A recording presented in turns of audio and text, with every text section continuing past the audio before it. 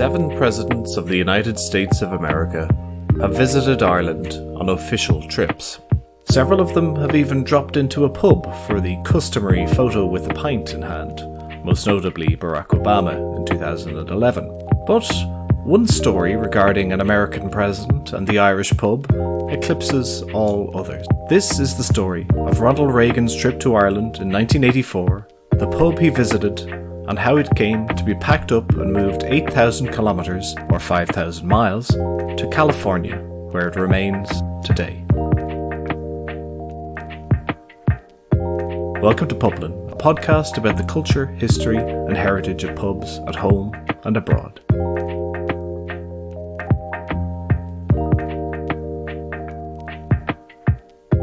In 2015, I was doing research for an article on Irish pubs that had been shipped abroad, the internal contents, the bar and other fixtures, stripped down and sold, only to be recreated in a far-flung location. There was Bubbles O'Leary's, a pub in Kampala, Uganda, that once existed in the form of the Lennon Hall in Drogheda.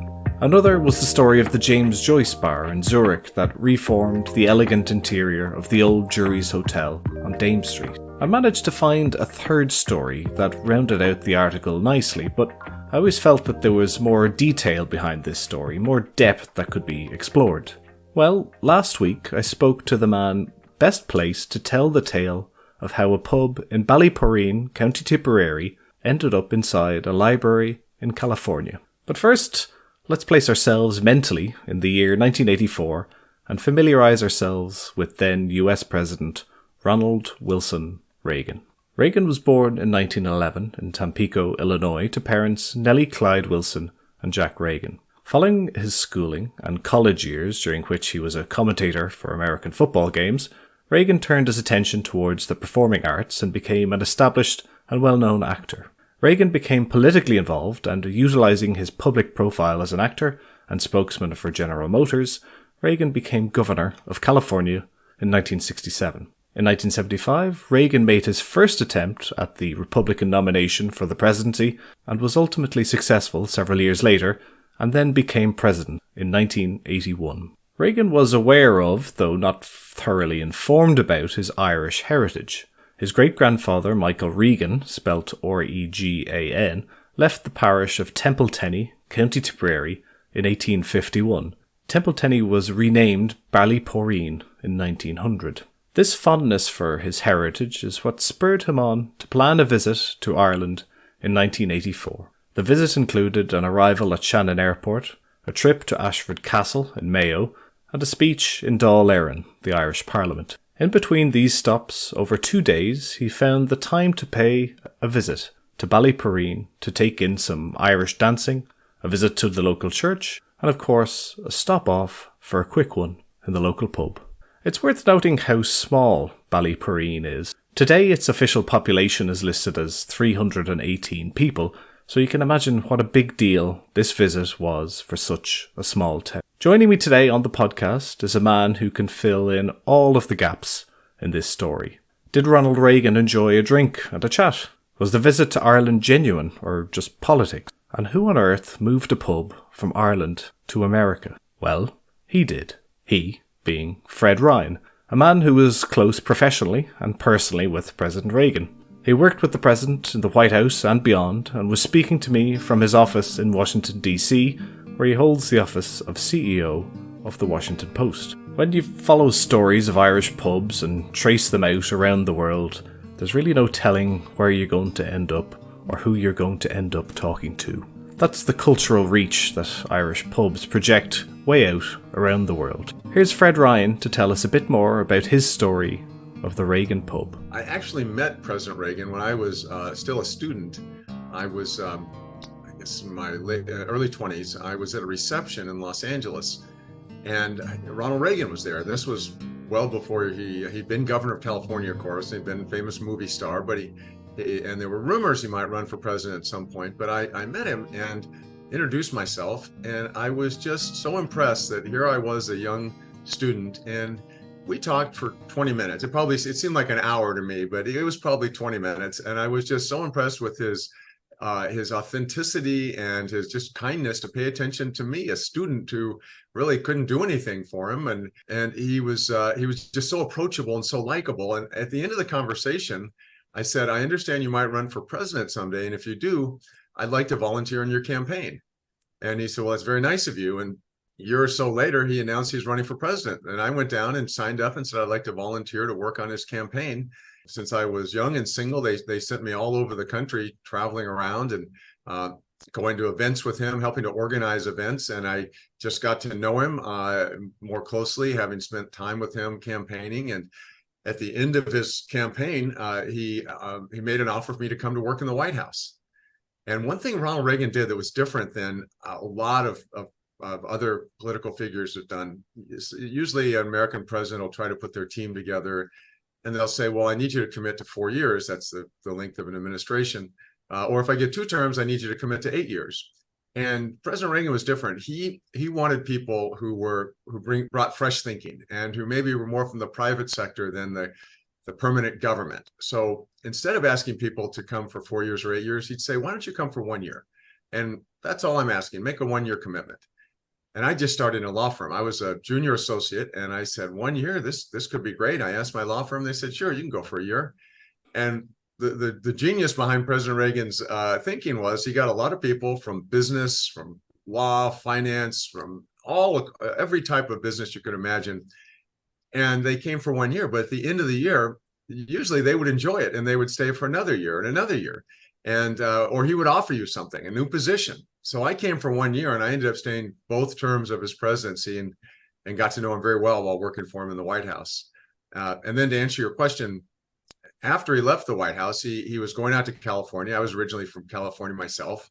And he said, well, I'm going to need a chief of staff. I want to remain active and continue as a former president, doing a lot of the things that I do now and speaking out for the things I believe in. And would you be my chief of staff? And I said, I'd be honored to be your chief of staff. And I moved back out with him and then worked for him 6 years in the former presidency as his chief of staff while he was building his library, traveling around the world, writing his books, giving speeches, really being an active former president. Fred Ryan, that's a fairly Irish name by my reckoning. In fact, I'm pretty sure that the most common pub name in Ireland is Ryan's. So it's of no real surprise that Fred himself is aware of his Irish lineage and, by chance, his people didn't emigrate too far away from Ronald Reagan's ancestors. My family had immigrated to Boston from Tipperary, and then on my grandmother's side from Cork via Prince Edward's Island, Canada, to Boston. So we were very steeped in the Ryan heritage, knowing we come from Tipperary. We didn't know much more beyond that. And later in life, I was fortunate to have a genealogist who filled in the blanks and went back and found the specific county, the specific townland where my ancestors were from. In fact, it was funny. I went back to County Tipperary, which is where my relatives come from. And as you said, last name Ryan, very popular in Ireland. So I went to Tipperary, and the number one most popular last name in Tipperary is Ryan. And I said, well, that's okay, because I'm looking for a particular Ryan. I'm looking for John Ryan. And they said, well, John is the most common first name of every Ryan in Tipperary.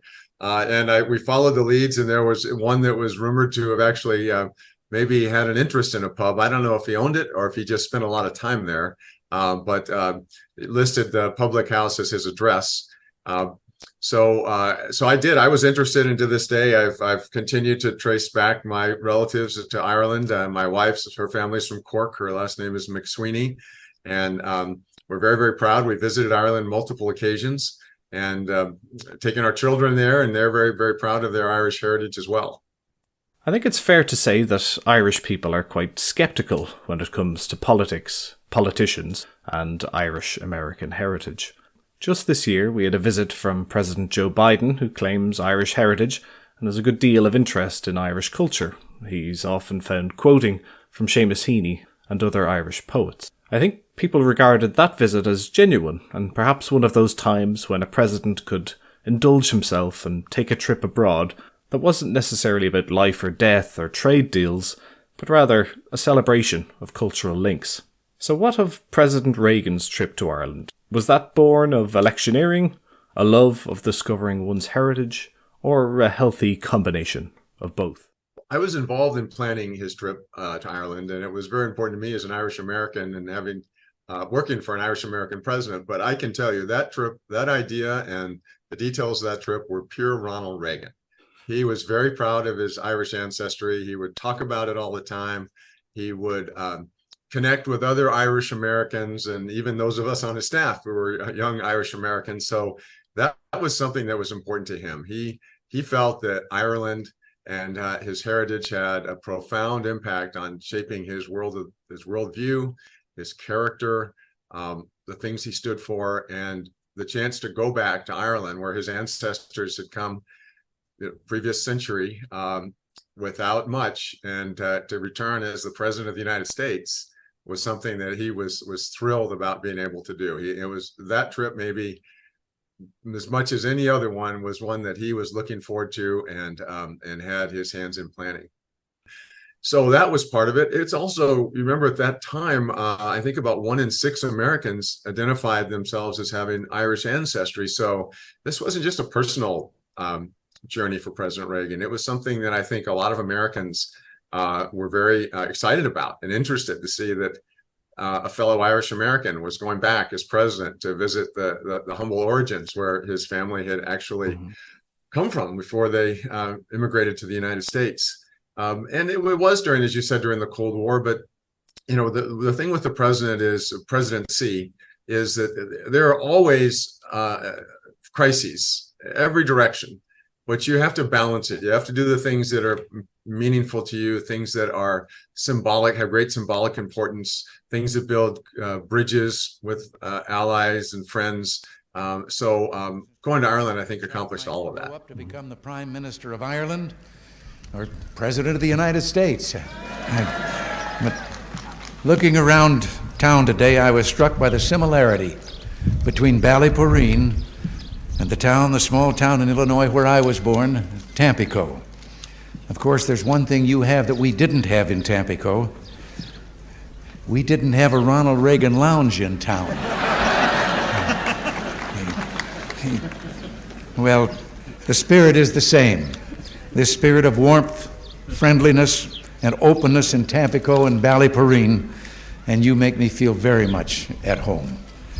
What unites us is our shared heritage and the common values of our two peoples. On his trip to Ballyporeen, President Reagan was treated to performances by Irish dancers, Irish musicians, and a reception from local politicians, hosted for television by RTE presenter Derek Davis. But before that, he had to do the rounds of the local institutions, namely a visit to the local church and, of course, a visit to the local pub. In O'Farrell's pub, a queue of people waited for Ronald and Nancy Reagan to grace the doors of the local, which had been operating since 1810. In fact, it's very possible that an ancestor of the president's could have drank in that very building over 100 years earlier. In honour of the president's visit to the pub, it was named that day, and until the day it closed its doors, the Ronald Reagan.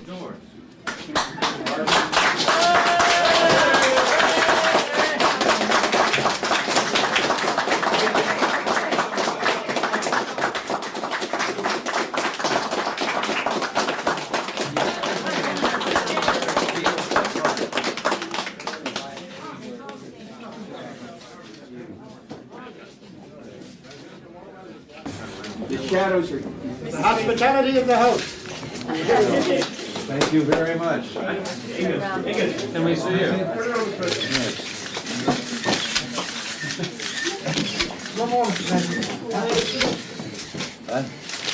You gonna drink the whole thing?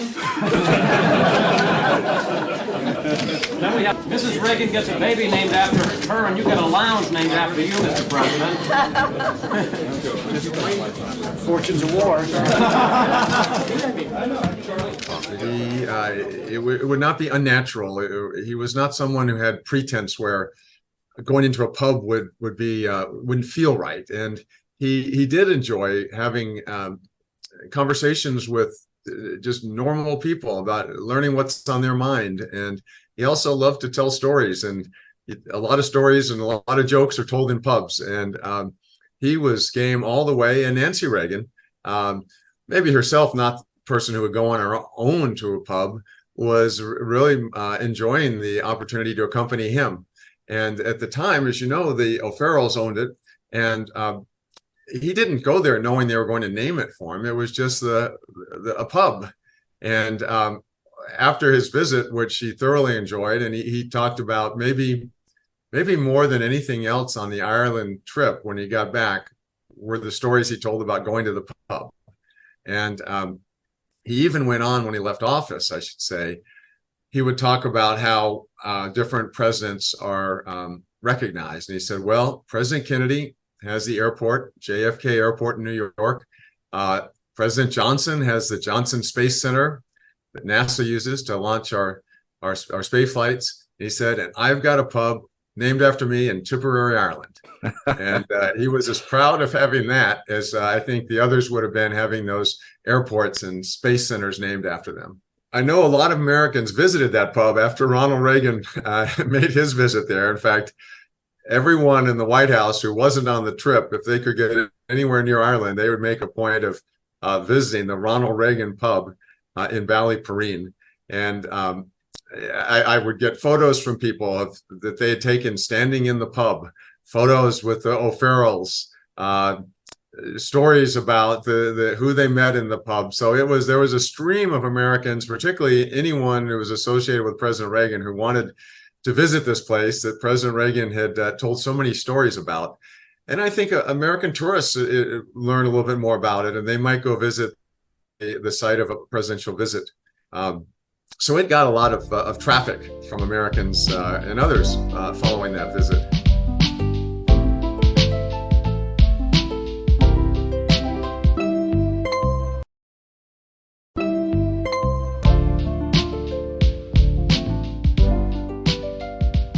So how was it that this pub, made famous by a presidential visit, came to close and be moved piece by piece across the Atlantic Ocean?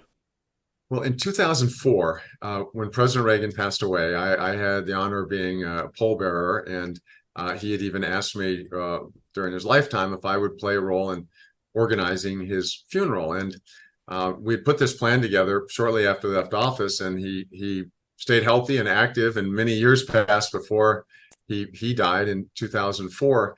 So I'd just been involved. That was June of 2004 when he passed away, and there was quite a national and international tribute to him here in Washington, D.C. and across the country, an enormous outpouring of affection and respect for President Reagan.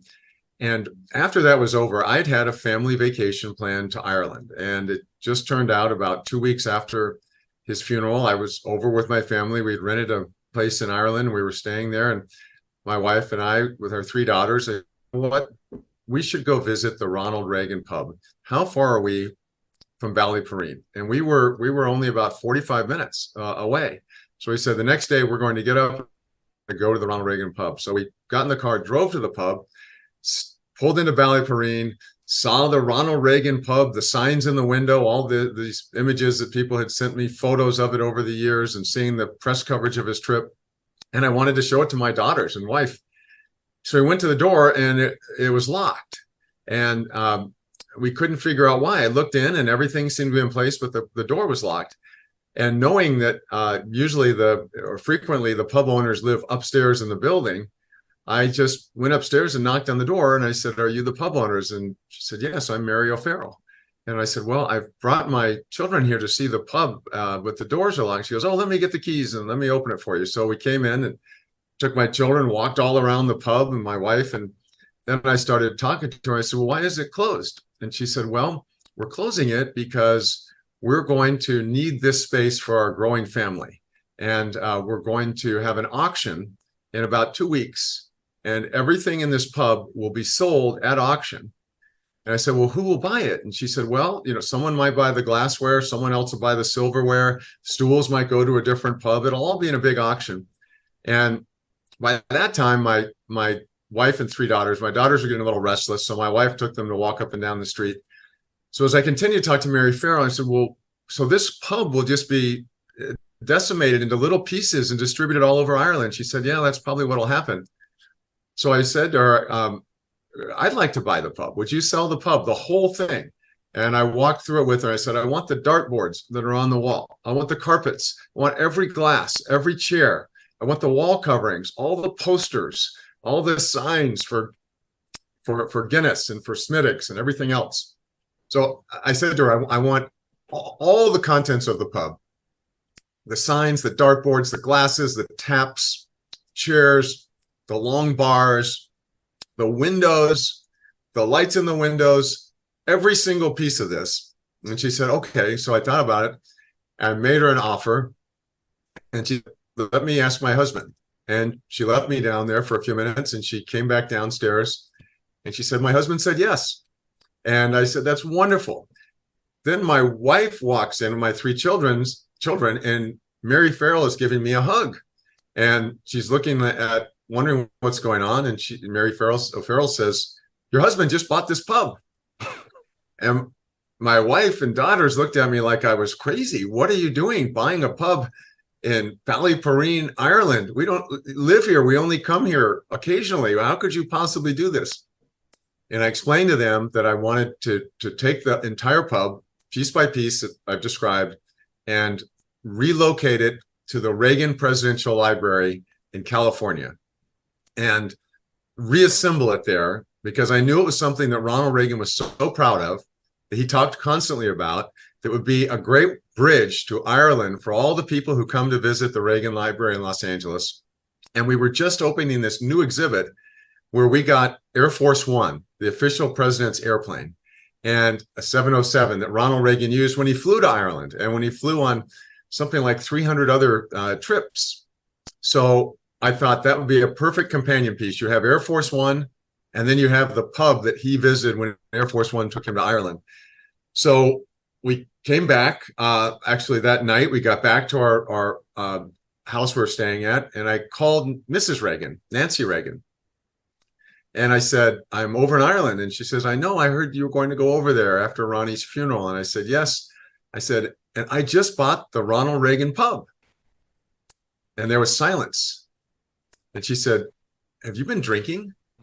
And I said, well, as a matter of fact, yes, we've had dinner and I had a couple glasses of wine, but I bought the pub before I would have had anything to drink.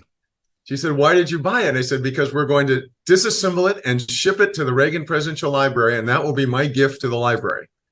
So she was thrilled. And in the weeks ahead, months ahead, we had a crew come in and we disassembled the pub into sections. We put it in shipping containers. We had those shipping containers transported all the way halfway around the world to Los Angeles. It was brought into the Reagan Presidential Library, and we reassembled it in this gigantic pavilion where we have the Air Force One airplane and other, we have his helicopter, we have motorcade cars, and centerpiece is the Ronald Reagan pub relocated from Tipperary, Ireland. I just think it was meant to be. The timing could not have been more perfect, and it was meant to be that this happened. And it's such a great attraction now at the Reagan Library. But when we opened it, we had the O'Farrells fly over from Ballyporeen with Nancy Reagan there, a whole group of distinguished people from California across the country, to cut the ribbon on the new Ronald Reagan pub in the Reagan Presidential Library in California. And we had the O'Farrells there to serve the first drinks. The first Smittix, the first Guinness were poured by the O'Farrells and served to the guests. And we thought that was a very fitting way to bridge their ownership to the fact that it was now going to permanently be at the Reagan Presidential Library. And they could not have been more happy. I still hear from Mary very frequently, and we've kept up that close relationship. And I know she was very proud that pub that played such a role in history with Ronald Reagan's visit to Ireland would now permanently be preserved in the Reagan Presidential Library. I suppose we'd better ask the question on everyone's lips right now. Can you still get a pint there? The pub now is open during business hours for the library for visitors, and there are thousands of people who come every day, and it serves sandwiches and non-alcoholic beverages during the day, but we've kept it hooked up to to Guinness and Smithwick's and other ales. And at night, if there's an event there, you can come in and have a pint, or you can have even a glass of wine, or you can be there if there's a special occasion taking place. I've gone in there where I've brought a bunch of buddies of mine, and we've sat down and we've had dinner and we've had a few pints and just made an enjoyable evening like you would have in any pub anywhere, except here we are sitting right in the middle of the Reagan Presidential Library. If a rural pub has to close down, then I suppose it's better that the stories of the family and the town continue to live on, even if it's now halfway around the world. It's a nice end, or re-beginning, for a pub that started its story in 1810. It's surely the only pub in the world where you can have a pint and look up at the nose of Air Force One. Unless it happens to be flying overhead, of course.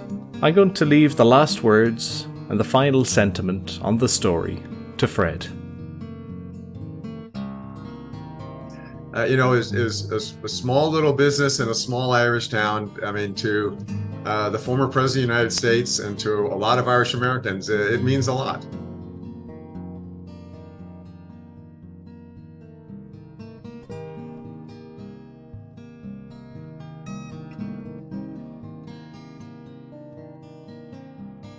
Thanks for listening to this episode of the Publin Podcast. I think that if you told me when I started this podcast last October that next summer I'd be interviewing the CEO of the Washington Post about a pub, I'd have said you were mad. But here we are.